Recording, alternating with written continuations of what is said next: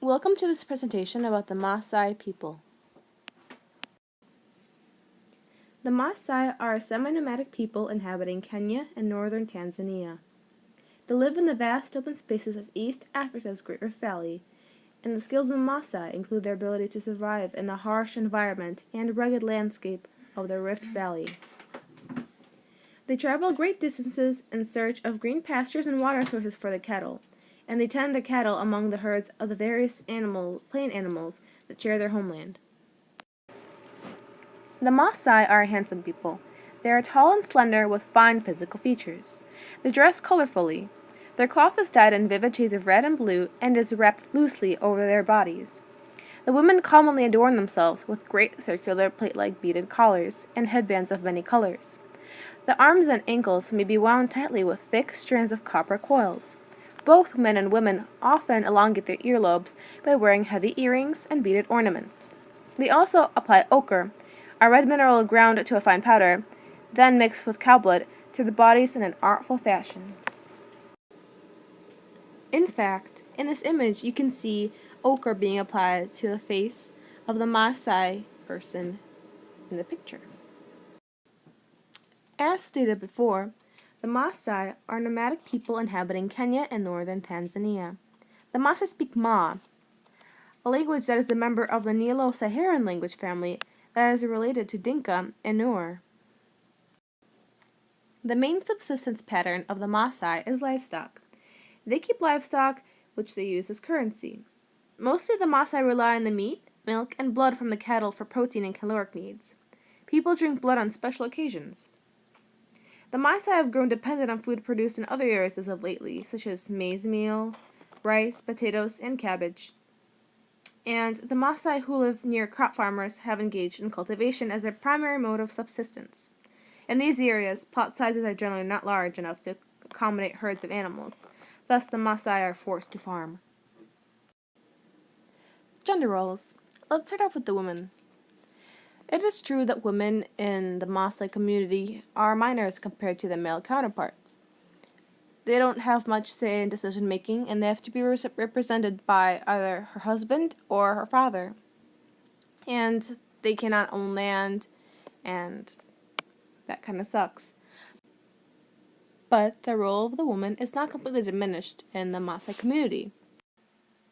Since it is the woman who builds the house, she's also, thus, the manager of the household, manager and keeper of the household. The women are the sustainers of the family. They work hard to take care of their children and feed them, teach them, take care of them. Also, it's important to know that the Maasai women have a voice in their culture. They are the religious leaders and educators. The women are reliable and dependable. In short, the women are the keepers and sustainers of the Maasai community. Now, it's important to notice that there are two different age groups for the women. There are the Indoi, the uncircumcised girls, and the circumcised women. The uncircumcised girls are the younger ones, so they work for their parents for the most part, taking care of the household and caring for the younger children. They are obedient to their parents. Then there are the circumcised women.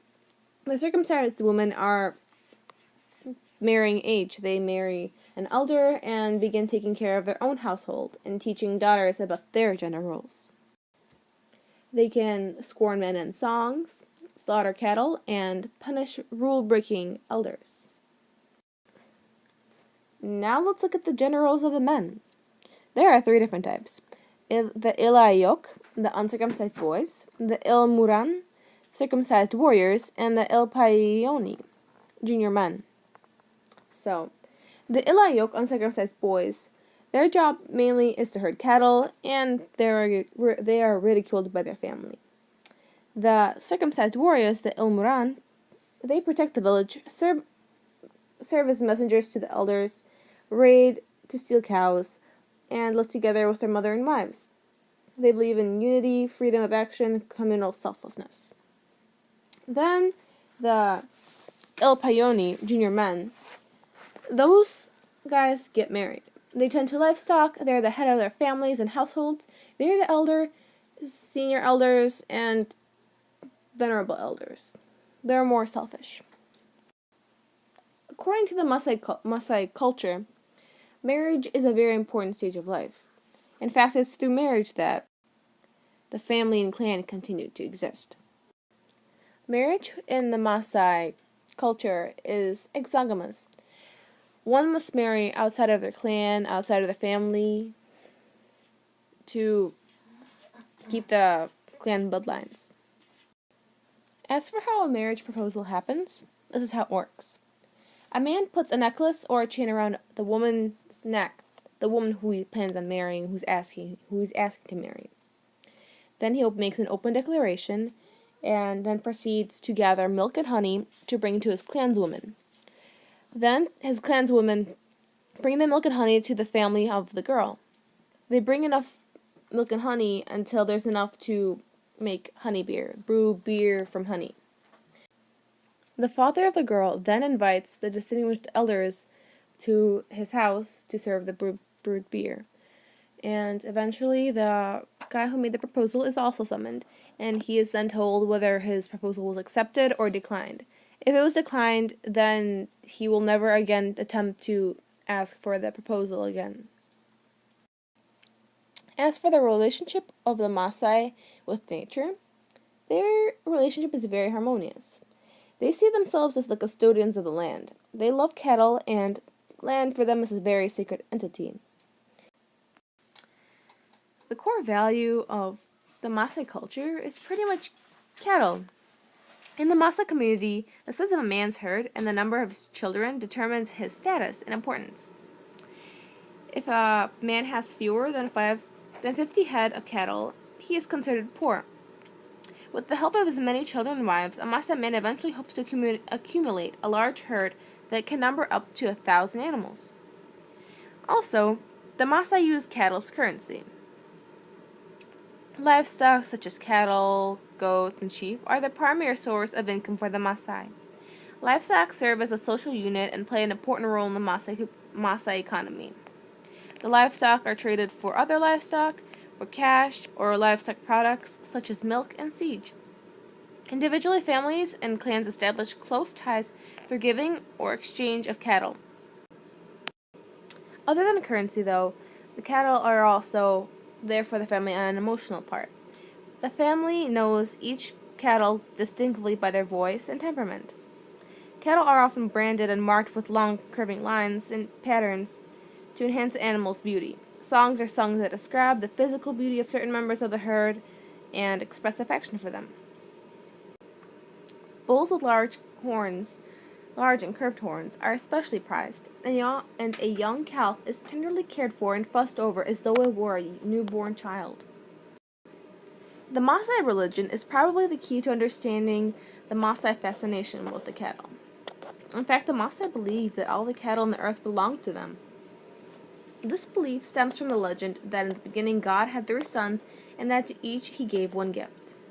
This is the creation story. The first son received an arrow for hunting, the second son received a hoe for cultivating, and the third son received a stick for herding cattle. This last son, it is said, became the father of the Maasai nation. Even though other tribes possess cattle, the Maasai believe that these animals essentially belong to them because they were given to them by God. This is what explains the Maasai fascination of cattle. For the cultural norms of the Maasai people, the norm is pretty much the age groups or the age grades. The Maasai people are divided into various age categories or groups that are pretty much put in place by circumcisions. The circumcision is a ritual that marks the manhood for a boy and womanhood for a girl. Circumcisions are a main event, a significant event for the Maasai people. It is important to understand that what each Maasai boy or girl does depends upon their age group. With each age group, there are a set of things that they are allowed to do. Like, some are allowed to marry in certain age groups, some are not. Some have more power in other age groups than others. An example of one age group is the senior warriors.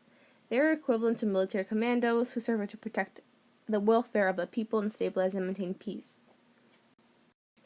The rite of passage for the Maasai people, or specifically the Tanzania Maasai males, is when the male go through the elaborate ritual of Unoto ceremony held just once every 15 years. This is when the junior warriors, or Morani, are promoted to the rank of the seniors. As they grow older, youths learn the customs and ceremonies that will mark their passage from childhood to adulthood. Among the ritual learned are those that deal with sickness, bad fortune, marriage, and death. The Maasai believe that the failing to follow these ceremonies will result in being cursed. Three of the cultural universals for the Maasai people include marriage, worship of a deity, and currency. So, as explained before, the marriage and the rituals, it's pretty much the whole marriage idea exists, that you marry outside of your family, that, like, for example, here, it's, you don't marry within your family, you don't marry a cousin or a sister. It is, the Maasai people would rather, don't like to marry within the family, because that would be the whole similar ideology of marrying a sister, a person, if by related by blood. Therefore, they marry outside of the family, a different clan, to connect their bloodlines and extend their family, their bloodline. For worship of a deity, as we spoke before, the Maasai people have a creation story that God gave his three sons each a gift. And for the Maasai people, it was a stick for herding cattle, and therefore their culture centers around animals and their cattle and using cattle as currency, which brings to the third universal, currency. The Maasai people do have currency, though it's not gold or money or pennies. Their currency is cattle, and due to their whole ideology of the cattle being theirs, they use their products of the cattle, they use the cattle to buy other things and pay for other things. And their goal in life, like, for example, for, say, some Americans want to become rich. The goal for the Maasai is to get as much cattle as they can and become rich, therefore, by owning a lot of cattle. And that's the Maasai people for you. So this was a video of the Maasai jumping dance, but I'm not sure how to get it to work in this video format idea, so I guess I won't be showing it to you guys. Thank you for watching this presentation, and have a nice day. Thank you.